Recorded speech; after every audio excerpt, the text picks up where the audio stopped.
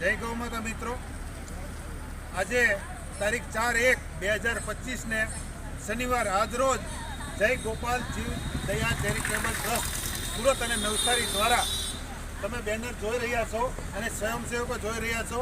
એ સ્વયંસેવકો પોતપોતાના સહયોગથી રાજસ્થાન પથમેડા, જે આપણા દેશની સૌથી મોટી ગૌશાળા છે, ત્યાં આશરે 1.5 લાખ ગાયોનો આશરો હોય અને ત્યાં ચારાની જરૂરિયાત હોય, તો આ આપણા ગૌસેવકોએ જે જય ગોપાલ જીવ દયા ચેરિટેબલ ટ્રસ્ટ સુરત અને નવસારી શાખા ધરાવે છે, તેણે એ સેવકો પોતાનો સમય કાઢી અને પોતાના પૈસે દાન, અને સ્વયંસેવક એટલે સ્વયંસેવકનો મિત્રો અર્થ એ કે પોતે જઈને પોતે સેવા કરે.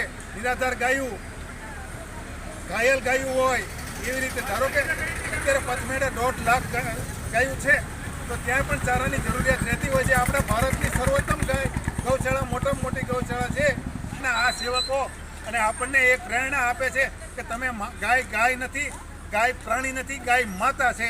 એ સાબિત કરવા વિચાર કરો. 11 ટન ગોળ, 40,000નો ખોળ અને 1.25 લાખનું ઘાસ, અને ત્યાં વિચાર કરો દરેક જીવનો આશરો આપે એવું કીડિયારું પણ સાથે પણ એને લીધું છે.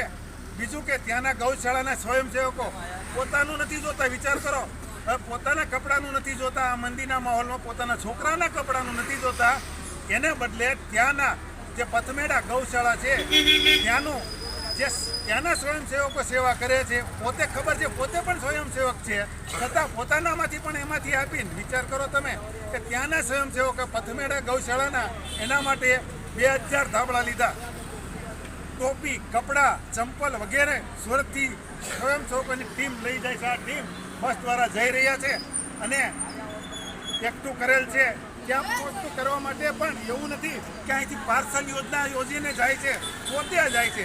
પોતાની કમાણીના સમયમાંથી સમય કાઢીને પોતે જઈને રૂબરૂ ત્યાં આપવાના છે મિત્રો, અને પોતાના વ્યવસાયના સમયમાંથી અવસરને દીપાવવા માટે જાય છે. વિચાર કરો. તો આપણે ગૌ માતાને સૌને પ્રાર્થના કરીએ કે આ લોકોની યાત્રા સફળ થાય અને વારંવાર આવા અવસરને દીપાવ્યા કરે.